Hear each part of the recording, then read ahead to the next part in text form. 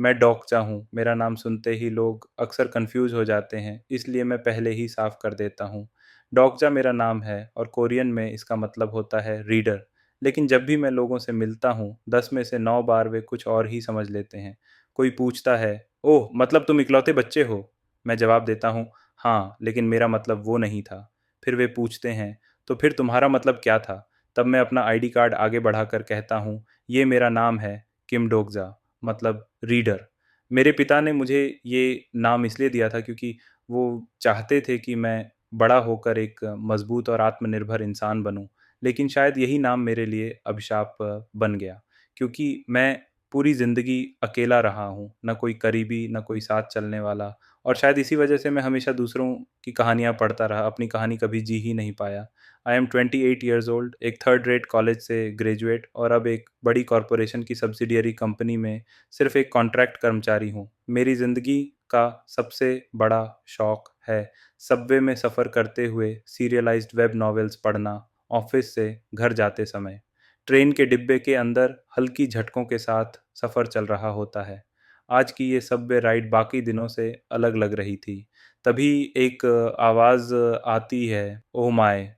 इस तरह देखते रहोगे तो तुम अपने फ़ोन के अंदर ही घुस जाओगे। मैं फ़ोन से नज़र हटाकर सामने देखता हूँ। एक लड़की मेरे बिल्कुल सामने खड़ी होती है। मैं अपनी सीट से उठता हूँ और एक छोटा-सा कदम आगे बढ़ाता हूँ। वह मुस्कुराकर कहती है, "सांगा यू एचआर से?" मैं थोड़ा घबराकर जवाब देता हूँ, "हेलो।" वह पूछती है, "तुम घर जा रहे हो?" मैं कहता हूँ, "हाँ, तुम भी?" वह कहती है, "हाँ।" आज किस्मत अच्छी थी। मेरी टीम मैनेजर बिज़नेस ट्रिप पर है। सबसे पॉपुलर लड़की अचानक मेरे सामने खड़ी थी। उसके पास से हल्की-सी खुशबू आ रही होती है और बिना चाहे भी मेरे दिमाग में ये ख़्याल आ जाता है कि उसका शैम्पू काफ़ी अच्छा महकता है। वह पूछती है, "तुम अक्सर सबवे से ही घर जाते हो पाना?" फिर कहती है, "वैसे किसी ने मेरी साइकिल चुरा ली।" मैं पूछता हूँ, "क्या तुम बाइक से ऑफ़िस जाती हो?" वह कहती है, "हाँ, काफ़ी समय से ओवरटाइम कर रही थी तो सोचा थोड़ा एक्सरसाइज़ भी हो जाए।" वह मुस्कुराती है। मैं फ़ोन की तरफ देखकर हल्का-सा अजीब महसूस करता हूँ। मेरे दिमाग में एक ही बात चलती है कि मैं और वो अलग दुनिया के लोग हैं। तभी एक आवाज़ आती है, "पुएडे प्रेस्टारमे दिनेरो?" मैं कन्फ्यूज़ हो जाता हूँ। सांगाह कहती है, "स्पेनिश है, मतलब पैसे उधार माँग रहा है।" वह अपना फ़ोन निकाल कर पढ़ने लगती है। फिर मेरी तरफ झुककर पूछती है, "तुम क्या पढ़ रहे हो डोकजा?" मैं थोड़ा नर्वस होते हुए अपना फ़ोन ऊपर करता हूँ।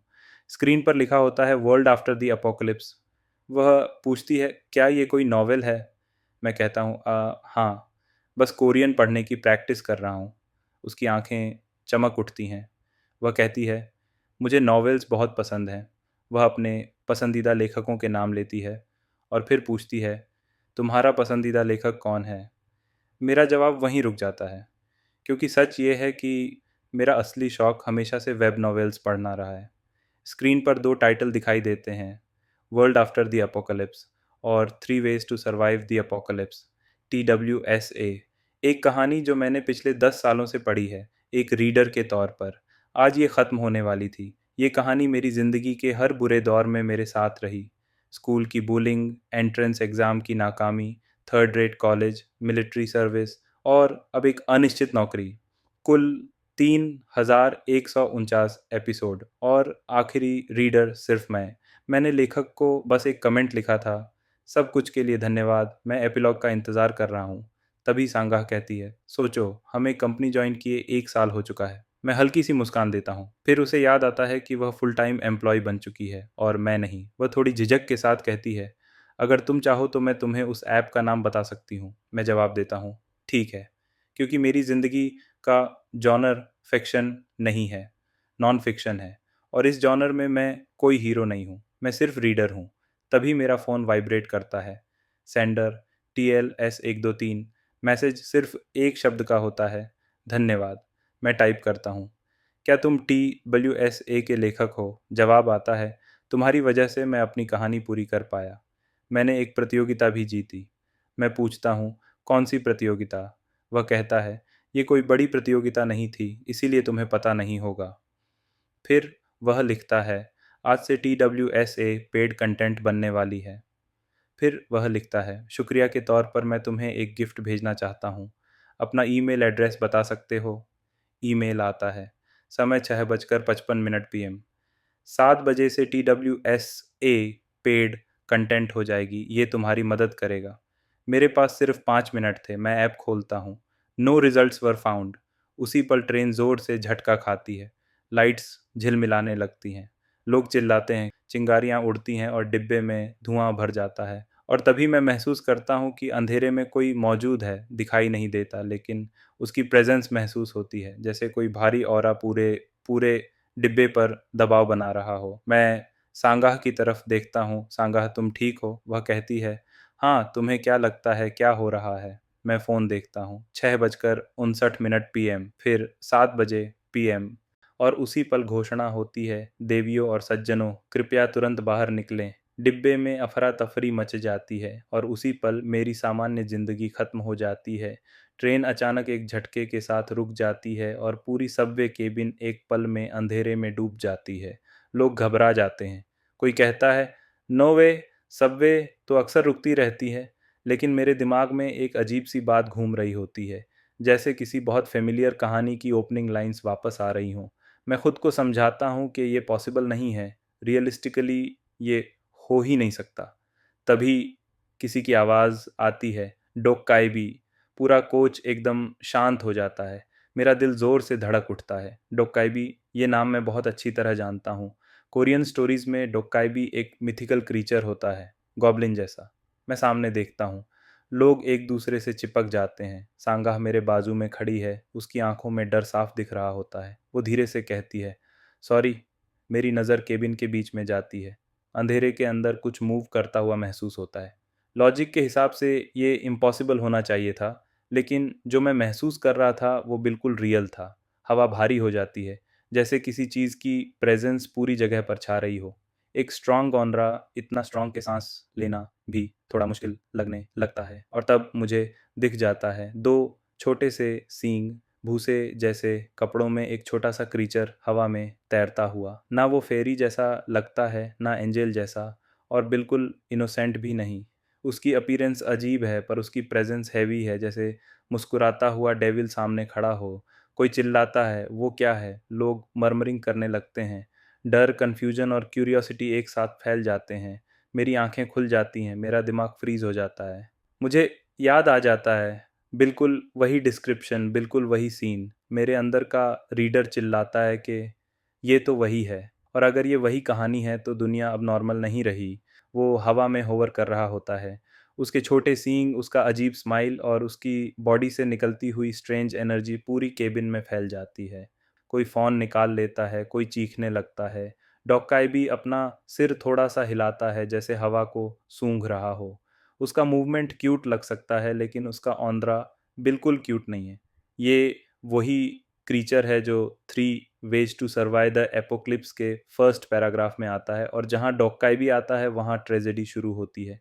मेरा गला सूख जाता है। मेरा हाथ फ़ोन को और ज़ोर से पकड़ लेता है। सांगाह घबरा कर कहती है, मुझे लगता है ये स्पेनिश बोल रहा है, क्या मैं इससे बात करने की कोशिश करूं? कोई बोलता है, तुम्हें पता भी नहीं ये चीज़ क्या है? क्या तुम इससे पैसे उधार मांगने वाली हो? तभी डोक्काई भी ज़ोर से बोलता है, टेस्टिंग टेस्टिंग। क्या सब मुझे सुन पा रहे हो? उसकी आवाज़ केबिन के हर कोने में गूंज जाती है, जैसे किसी सिस्टम का अनाउंसमेंट हो। फिर वो कहता है कि थोड़ी देर के लिए लैंग्वेज पैच माल फंक्शन कर रहा था और अब सब उसे क्लियरली सुन पा रहे हैं। पूरा कोच बिल्कुल शांत हो जाता है। सबकी नज़र सिर्फ उसी पर होती है। डोक्काई भी खुशी से कहता है, हे, तुम लोग क्या सोच रहे हो? उसकी मुस्कुराहट और गहरी हो जाती है।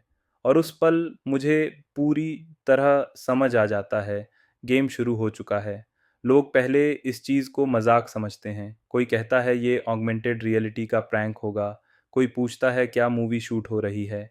डोक्काई भी हंस रहा होता है, लेकिन उस हंसी के पीछे एक डार्क ऑन आ रहा होता है, जैसे वो सबको जज कर रहा हो। वो बोलता है कि पेवॉल 7 बजे लगनी चाहिए थी। उसके लिए ये सिर्फ बिजनेस है, लोग कस्टमर्स हैं, और ये जगह उसका स्टेज। भीड़ गुस्सा होने लगती है। कोई कंसेंट की बात करता है, कोई कंपनसेशन मांगता है। मैं बिल्कुल श्योर होता हूँ कि ये वही पॉइंट है जहाँ से सब मरना शुरू होगा। मैं जानता हूँ स्टोरी कैसे चलती है। सांगाह मेरी साइड में होती है। वो पूछती है कैसे। मैं सिर्फ एक बात कहता हूँ, सांगा मूव मत करना। डोकाई भी कहता है यहाँ बहुत ज़्यादा शोर है। उसके चेहरे पर एक्सप्रेशन बदलता है, उसकी आंखें लाल हो जाती हैं। उस पल उसका ऑनरा बिल्कुल बदल जाता है। वो कमांड देता है कि चुप रहो, और उसी मोमेंट में किसी के सर के पीछे खून फैल जाता है। पूरा कोच जम जाता है। अब किसी को प्रैंक या मूवी याद नहीं रहती। ये फिक्शन नहीं रहता, ये रियलिटी बन चुकी होती है। मैं नीचे देखता हूँ, पूरा फ्लोर खून से रंग चुका होता है। डोकाई भी बोलता है कि तुम सब ने अब तक बहुत आराम की ज़िंदगी जी है। सांस लेना, खाना, जीना, सब कुछ बिना किसी कीमत के। तुम लोग प्रिविलेज्ड रहे हो, लेकिन अब ये सब खत्म। जिंदगी में कुछ भी फ्री नहीं होता। उसकी वॉइस में अथॉरिटी होती है। वो सीधा पूछता है, क्या तुम्हें पैसा चाहिए? तब एक आदमी आगे बढ़ता है। लोग पहचान जाते हैं कि ये फाइनेंस टीम का मिस्टर हान है। वो बोलता है कि अगर पैसा चाहिए तो जितना चाहो ले लो, बस यहाँ से निकलने दो।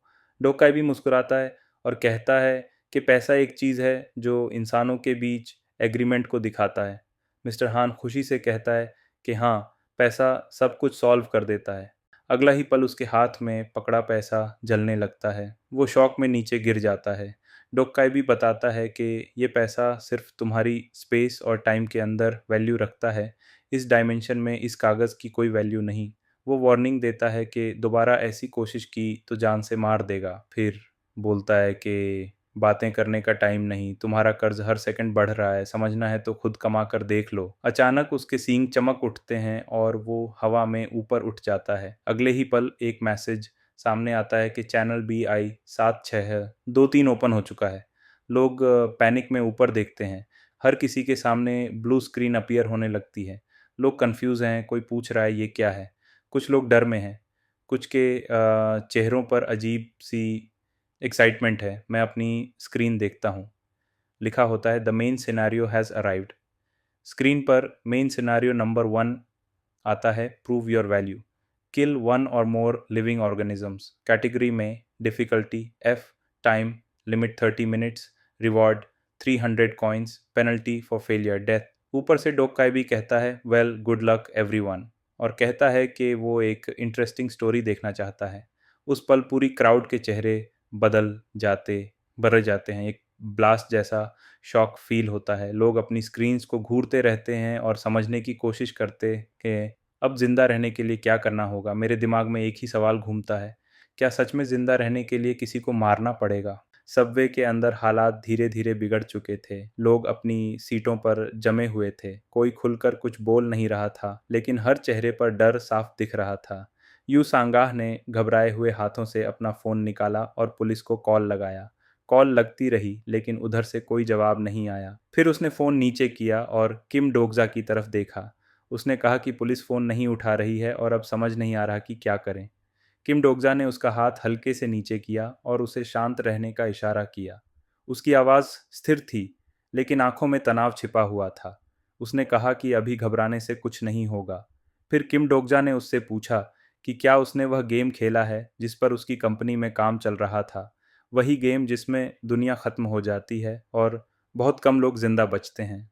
यू सांगा उलझन में पड़ गई। उसने पूछा कि इस सब का उस गेम से क्या लेना देना है। किम डोगजा ने सीधे जवाब नहीं दिया। उसने बस इतना कहा कि इस तरह सोचो, और फिर कहा कि हम अब उसी गेम का हिस्सा बन चुके हैं। यू सांगा की आंखें फैल गईं। उसने धीमी आवाज़ में दोहराया, गेम। किम डोगजा ने कहा कि हर गेम के अपने नियम होते हैं, और अगर जिंदा रहना है तो उन नियमों को समझना और मानना पड़ेगा। यू सांगा ने पूछा कि कौन से नियम? किम डोगजा ने जवाब दिया कि पहले यह समझना होगा कि नियम हैं क्या। उसने चारों तरफ नज़र दौड़ाई। सबवे के फर्श पर लाशें पड़ी हुई थीं। कुछ लोग खून से सने कपड़ों में कांप रहे थे। एक बूढ़ी औरत सीट पर बैठी हाथ जोड़े प्रार्थना कर रही थी। तभी एक आदमी आगे आया। उसने लोगों से शांत रहने को कहा। उसकी आवाज़ में अधिकार था। उसने बताया कि यह स्तर एक राष्ट्रीय आपात स्थिति है और घबराहट हालात को और बिगाड़ देगी। लोगों ने उससे पूछा कि वह कौन है। उसने अपना पहचान पत्र दिखाया, ह्योनसॉन्ग ली, रक्षा मंत्रालय, सार्वजनिक अधिकारी। किम डोगजा उसे देखते ही सन्न रह गया। कहानी के अनुसार ह्योनसॉन्ग ली को पहले परिदृश्य के बाद आना चाहिए था। किम डोगजा के दिमाग में एक ही सवाल घूमने लगा, अगर यह यहाँ पहले आ गया है तो कहानी का क्रम बदल चुका है। उसी समय लोगों ने अपने फ़ोन उठाए। समाचार चल रहा था। कोई बोला कि प्रधानमंत्री भाषण दे रहे हैं। कोई बोला कि सच में राष्ट्रीय आपात स्थिति घोषित हो चुकी है। यूं दिखाई प्रधानमंत्री देशवासियों को संबोधित कर रहे थे। समाचार में बताया जा रहा था कि सियोल और देश के कई हिस्सों में अज्ञात आतंकवादी हमले हुए हैं और सरकार हर संभव तरीके से स्थिति को संभालने की कोशिश कर रही था। अगर प्रधानमंत्री बोल रहे हैं तो राष्ट्रपति कहाँ हैं? लोग आपस में बातें करने लगे। किसी ने कहा कि शायद राष्ट्रपति पहले ही मारे जा चुके हैं। किसी ने कहा कि यह सिर्फ अफवाह है, लेकिन किम डोकजा जानता था यह अफवाह नहीं थी। स्क्रीन बिगड़ने लगी, प्रसारण टूटने लगा। फिर एक पल के लिए प्रधानमंत्री मंच पर दिखाई दिए और अगले ही पल स्क्रीन पर खून फैल गया। सबवे के अंदर चीखें गूंज उठीं, किसी के हाथ से फोन गिर गया, प्रसारण पूरी तरह टूट गया और वही शब्द बार बार दिखने लगे, अज्ञात आतंकवादी हमले। किम डोकजा सब समझ चुका था, यह कोई मजाक नहीं था